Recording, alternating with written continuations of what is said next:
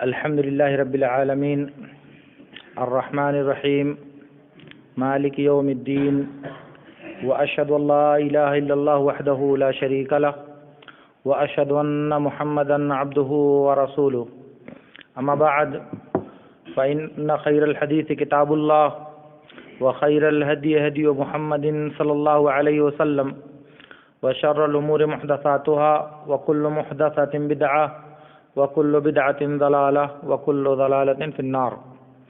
قال النبي صلى الله عليه وسلم إنكم سترون بعدي أثرة وأمورا تنكرونها فأدوا حقكم وصلوا الله فأدوا حقهم وصلوا الله حقكم. أخرجه البخاري وأحمد وغيره. عزیز طلباء، اللہ رب العالمین کے فضل اور اس کی توفیق سے ہم کو یہاں حاضر ہونے کا شرف ملا.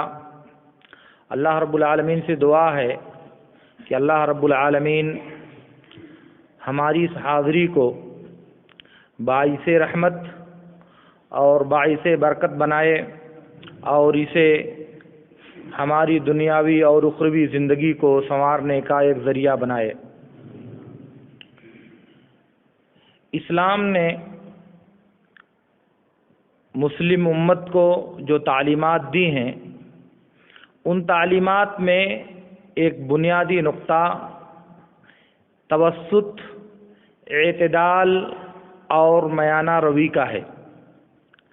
زندگی کے ہر موڑ پر اللہ کے نبی صلی اللہ علیہ وسلم نے ہمیں حد سے آگے بڑھنے، حد سے پیچھے رہ جانے سے منع کیا ہے، اور ہمیشہ اس بات کی تعلیم دی ہے کہ زندگی کے تمام میدانوں میں وہ راستہ اپنایا جائے جو اعتدال پر مبنی ہو، جو ایک طرف تو تعنت اور غلو سے مبرہ ہو اور دوسری طرف تقصیر اور کوتاہی سے پاک ہو.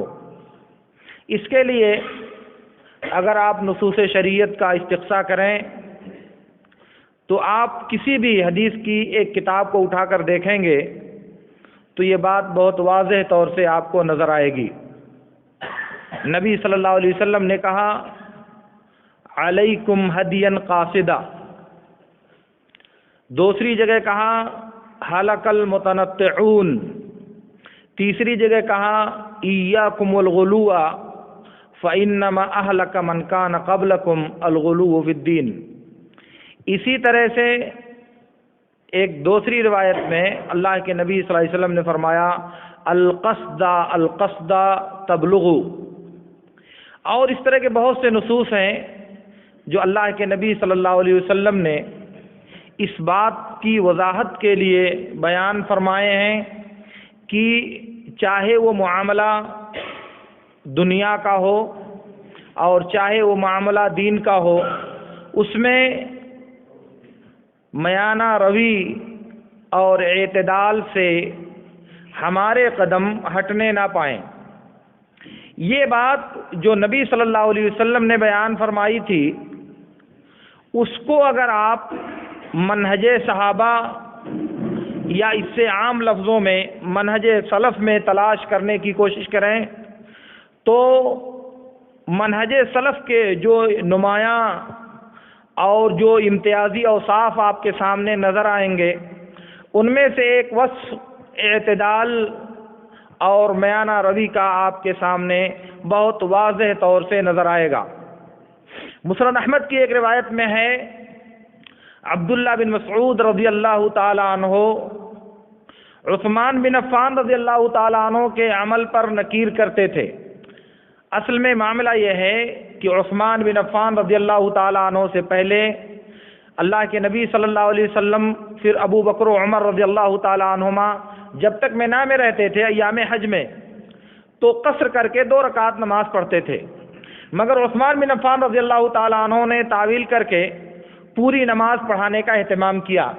تو اس سے بہت لوگ ناراض ہوئے یا بہت سے لوگوں نے ان کے اس عمل پر نکیر کیا، جیسے عبد الرحمن بن عوف یا اسی طرح سے ابو مسعود اور اسی طرح سے عبداللہ بن مسعود، تو عبداللہ بن مسعود نے بھی عثمان بن عفان رضی اللہ تعالیٰ عنہ کے اس عمل کو بنظر استحسان نہیں دیکھا بلکہ اس کی تردید کیا۔ مگر جب نماز پڑھنے کا مسئلہ آیا، خلیفہ وقت کی اقتداء کا مسئلہ آیا، تو عبداللہ بن مسعود رضی اللہ تعالیٰ عنہ نے ان کے پیچھے نماز پڑھی۔ اس کے بعد ان کے شاگرد نے پوچھا کہ آپ تو کہہ رہے تھے کہ عثمان بن عفان رضی اللہ تعالیٰ عنہ نے غلط کیا اور آپ نے 4 رکعت نماز پڑھ لی، تو کہا کہ تم کو معلوم نہیں ہے الخلاف شر، اختلاف یہ اس سے بڑا فتنہ ہوگا۔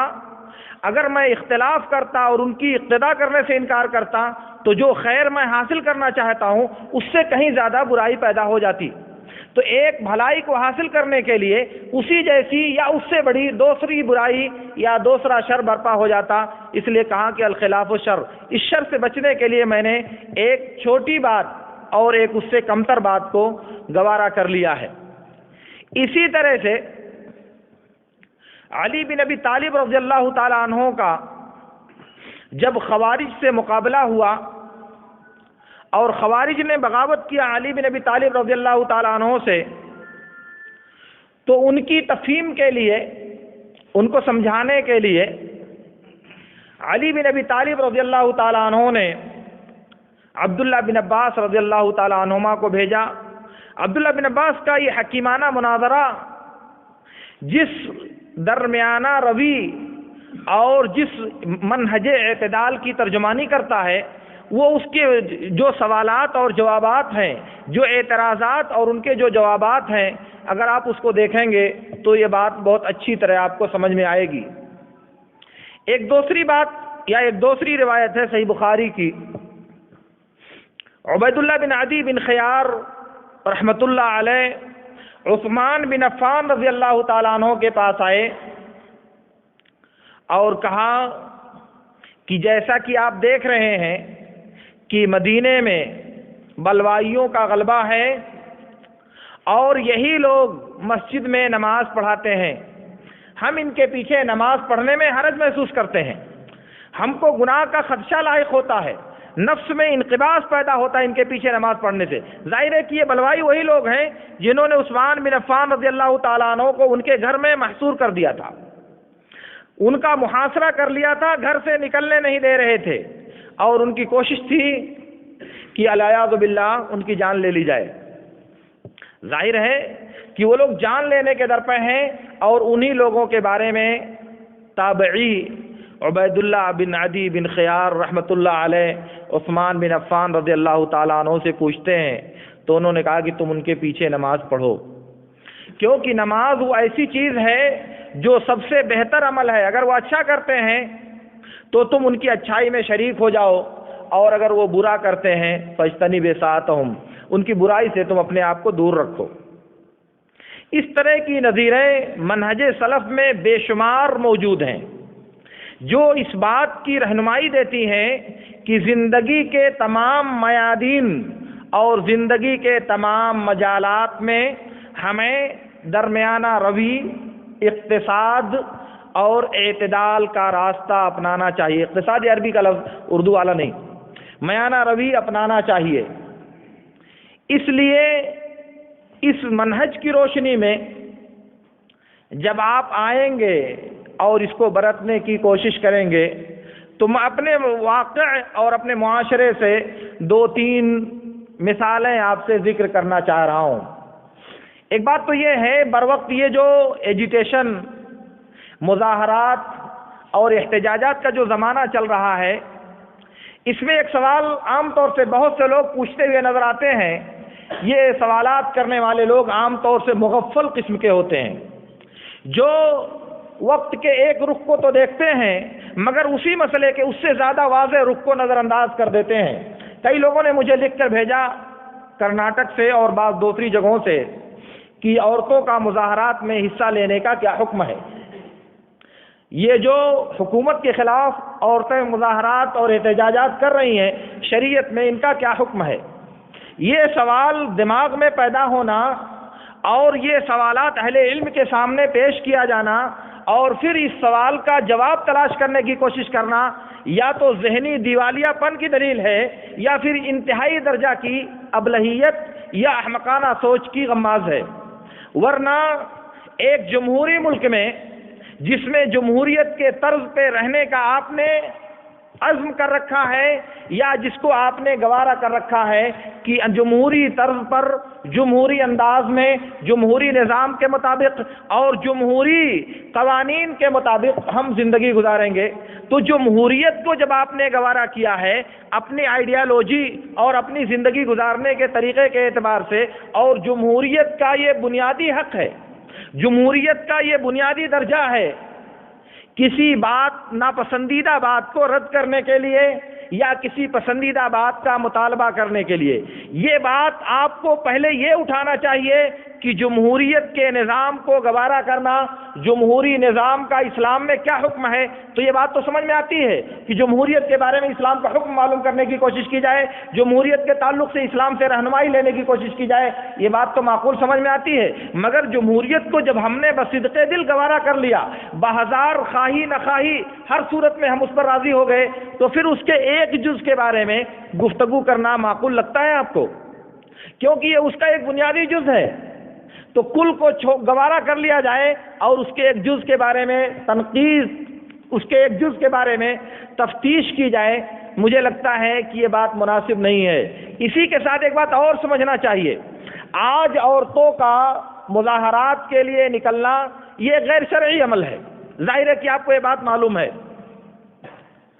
لیکن آج کے بعد کل جب اس ظالمانہ قانون کا نتیجہ آئے گا تو جب مردوں اور عورتوں کو الگ کر کے ان کو ڈکٹیشن سینٹروں پر یا ان کو کیمپوں میں الگ کر کے رکھا جائے گا تو کیا وہ رکھنا جائز ہوگا؟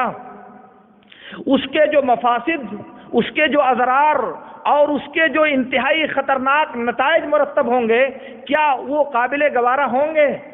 اب ظاہر ہے کہ ایسی صورت میں دو شر ہمارے پاس ہے، تو جو زیادہ خطرناک شر ہے اسی کو تو ٹالا جائے گا. آسان امر کا ارتکاب کر کے مشکل ترین امر سے اپنے آپ کو بچانے کی کوشش کی جائے گی، یہی تو شریعت کی تعلیم ہے. تو ظاہر ہے کہ ان کیمپوں میں جہاں مردوں کو الگ، بچوں کو الگ، عورتوں کو الگ رکھا جائے گا، اس زندگی کی خطرناکی اور اس کی زہرناکی کا اگر آپ تصور کریں گے تو صبرا اور شاتیلا کے کیمپوں کے حالات کبھی معلوم کر لیجئے تو اندازہ ہوگا کہ وہاں کیا ہوتا ہے، کیسے ہوتا ہے اور کون سی زندگی گزارنے پر انسان مجبور ہوتا ہے. وہ بات میں آپ سے عرض نہیں کرنا چاہتا. اس لیے یہ منہج سلف سے جب رہنمائی لی جائے، وہ منہج جو اللہ کے نبی صلی اللہ علیہ وسلم اور آپ کے صحابہ کے ذریعہ ہمیں پہنچا ہے، تو ظاہر ہے کہ اس مسئلے میں یہی بات آپ کو سمجھ میں آئے گی کہ جو بڑا شر ہے، جو خطرناک اثرات کا حامل عمل ہے، اس سے بچاؤ کے لیے ایک کمتر چیز کو گوارا کرنا یہ شریعت کی اساسی تعلیم ہے.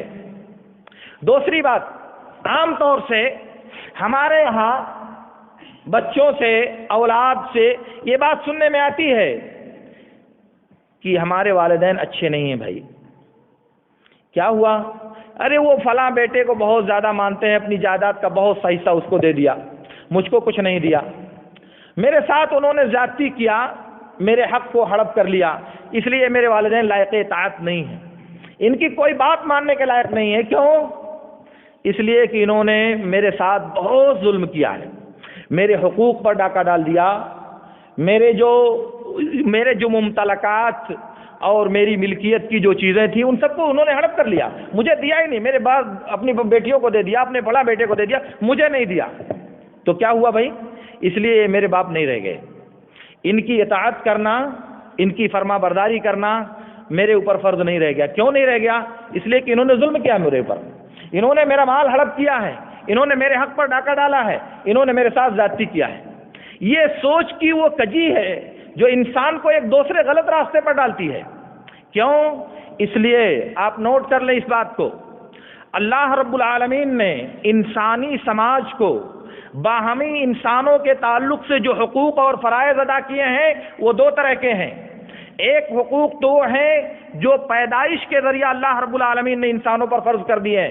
آپ کی پیدائش ہوئی تو آپ کے ذمہ وہ حقوق یا وہ فرائض اللہ رب العالمین نے طے کر دیے، پیدائش کے ساتھ وہ متعین ہو گیا. اب دنیا کی کوئی طاقت اسے تبدیل نہیں کر سکتی. وہ اللہ تعالیٰ نے پیدائش کی وجہ سے ان حقوق کو متعین کر دیا. آپ نے فلاں بطن سے جنم لیا، اس بطن سے جنم لینے کے جو تقاضے، جو حقوق اور فرائض ہوتے ہیں وہ اللہ تعالیٰ نے طے کر دیا پیدائش سے پہلے آپ کے.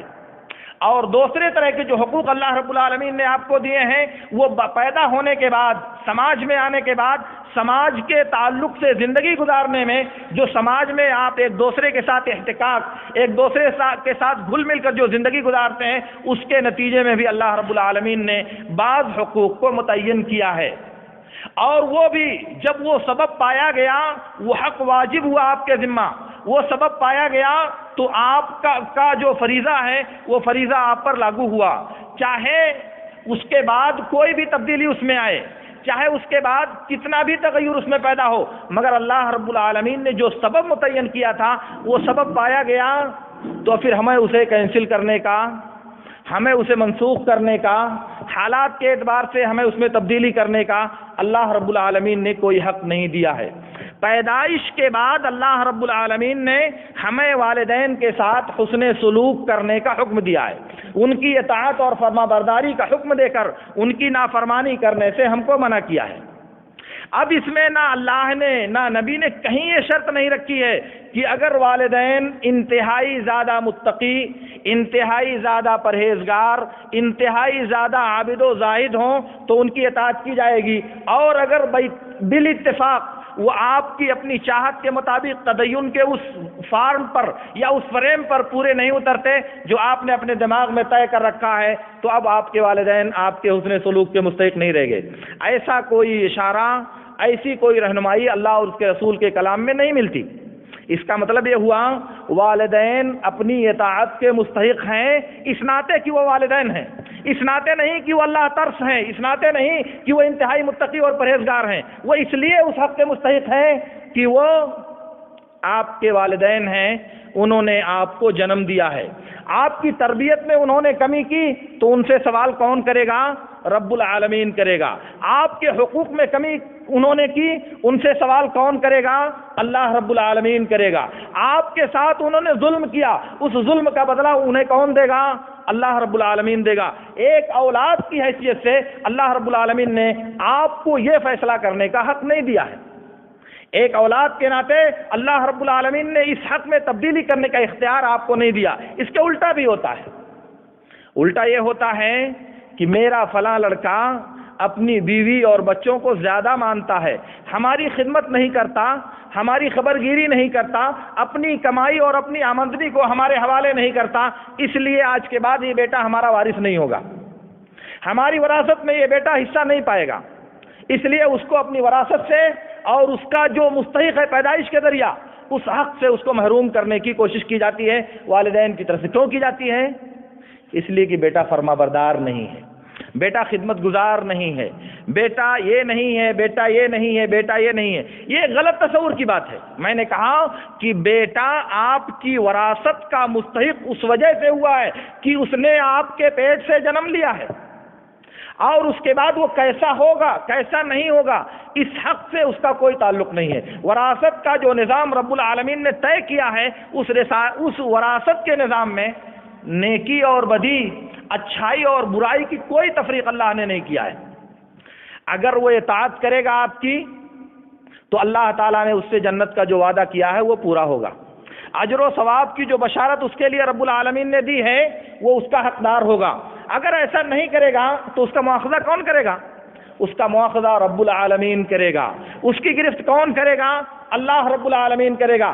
اللہ کے متعین کردہ حق کو تبدیل کر کے اس کو اس کے حق سے محروم کرنے کا اختیار دنیا میں اللہ نے انسانوں کو نہیں دیا ہے.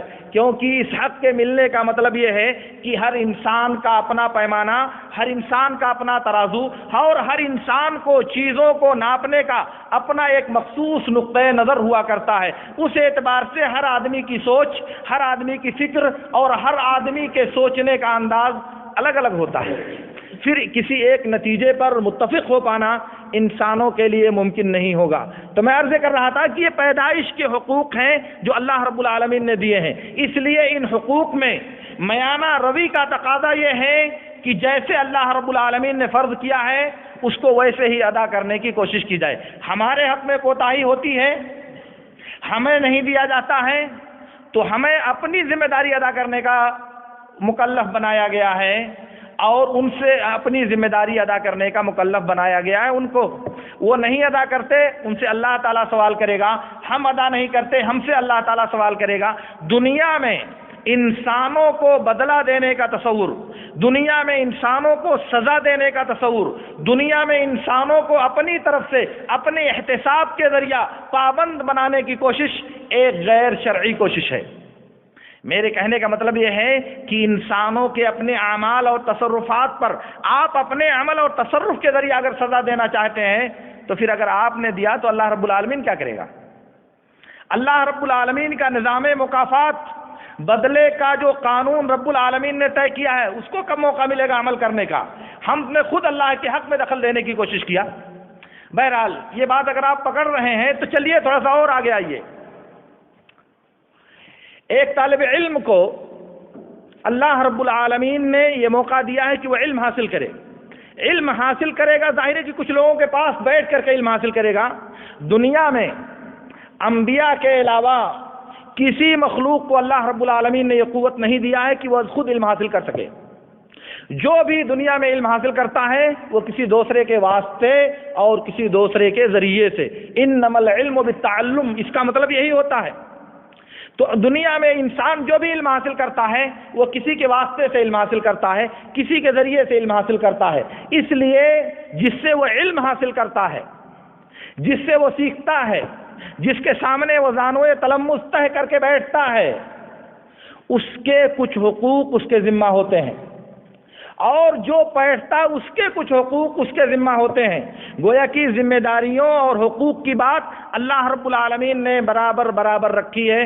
دونوں میں کے الگ الگ حقوق اور الگ الگ ذمہ داریاں ہیں۔ ان کی بات میں اگر ذکر کروں تو بات لمبی ہوگی، لیکن سردست میں ایک تمثیل دے کر کے آپ کو تھوڑا آگے لے چلنا چاہ رہا ہوں۔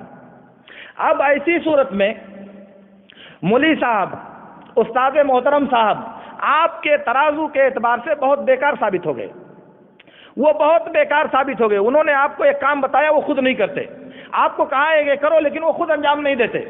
جو بھی آپ کے معیار پہ آیا، آپ کا جو ترازو ہے، آپ کی جو کسوٹی ہے، اس کسوٹی پہ عالم صاحب، آپ کے استاد محترم صاحب فٹ نہیں اترتے۔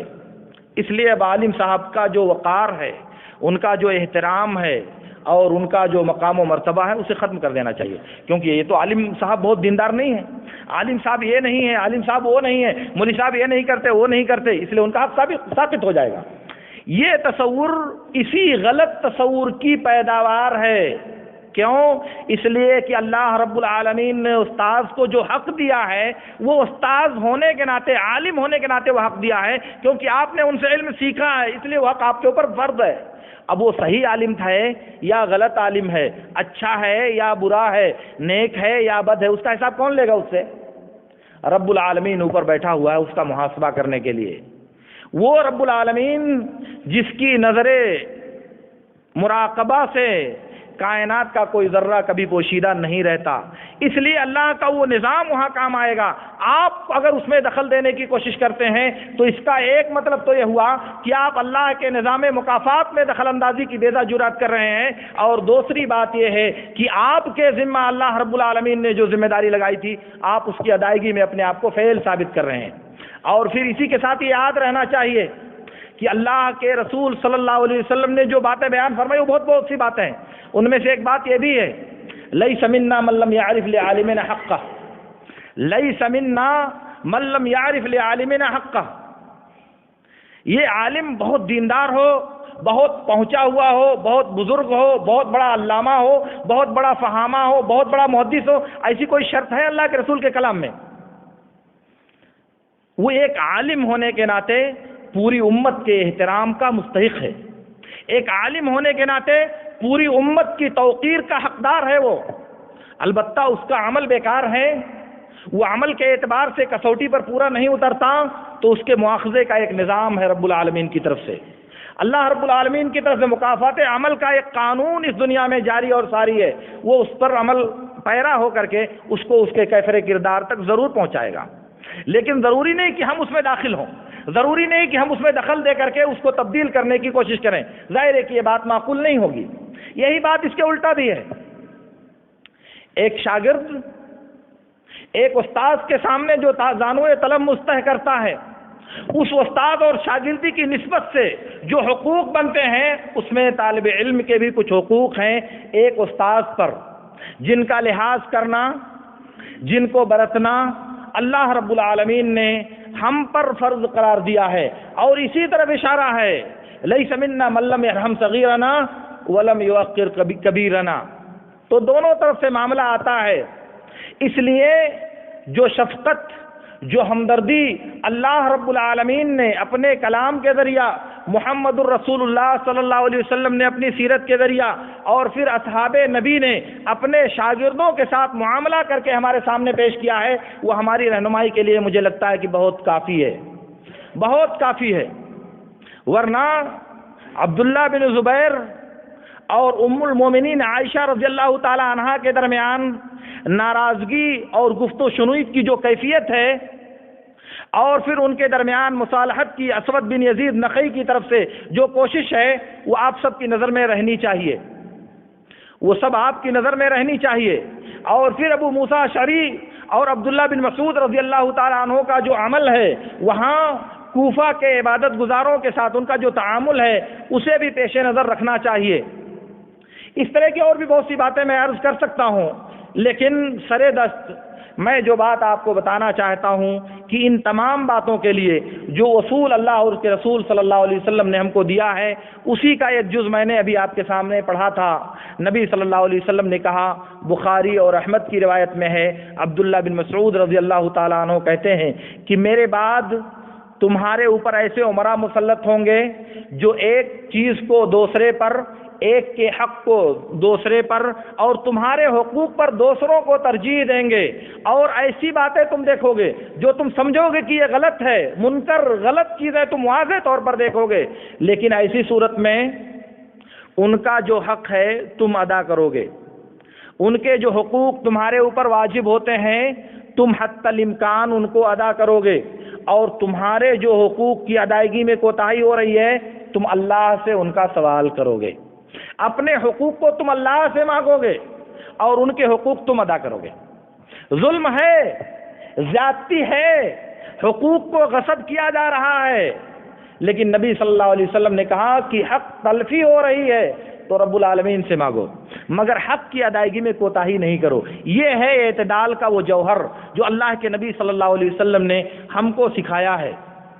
یہ باتیں جو میں آپ سے عرض کر رہا ہوں، ان تمام باتوں پر اگر آپ غور کریں گے تو ان کی جو کڑیاں مل رہی ہیں نبی صلی اللہ علیہ وسلم کے زمانے سے ہوتے ہوئے آ کر آج ہمارے زمانے تک، تو جو اعتدال کا عنصر ہے، میانہ روی کی جو حقیقت ہے، وہ آپ کو بہت واضح طور سے سمجھ میں آئے گی. اس لیے زندگی کے تمام معاملات میں، زندگی کے تمام مسائل میں اور زندگی گزارنے کے تمام اطوار میں یہ قاعدہ آپ کو یاد رہنا چاہیے، اور کبھی بھی فکری انحراف کا شکار ہو کر نہ تو خوارج اور اعتزال کے دائرے میں اپنے آپ کو داخل کرنا چاہیے، اور نہ تو کبھی فکری انحراف کا شکار ہو کر مرجئہ اور دوسرے متصوفہ کے دائرے میں اپنے آپ کو داخل کرنے کی کوشش کرنی چاہیے، بلکہ اس دونوں کے بیچ میں رجا اور خوف، امید اور ڈر کے بیچ میں جو راستہ اللہ کے نبی صلی اللہ علیہ وسلم نے سکھایا ہے، اس راستے پر اپنے آپ کو کاربند کرنے کی کوشش کرنی چاہیے. عزیز طلبہ، یہ جو موجودہ حالات ہیں، وقت کا جو سلگتا ہوا زخم ہے، اس کی روشنی میں اگر آپ ان حقائق پر غور کریں گے تو آپ کو بہت سی رہنمائیاں ملیں گی، اس میں آپ کو بہت سی ہدایات ملیں گی اسلام کے اس اصول اعتدال اور اس اصول میانہ روی میں. اللہ رب العالمین سے میری دعا ہے کہ اللہ رب العالمین ہمیں ان باتوں کو سمجھنے اور انہیں اپنی زندگی میں برتنے کی توفیق عطا فرمائے. وآخر دعوانا ان الحمد للہ رب العالمین. اقول لکم ما تسمعون واستغفر اللہ لی ولکم.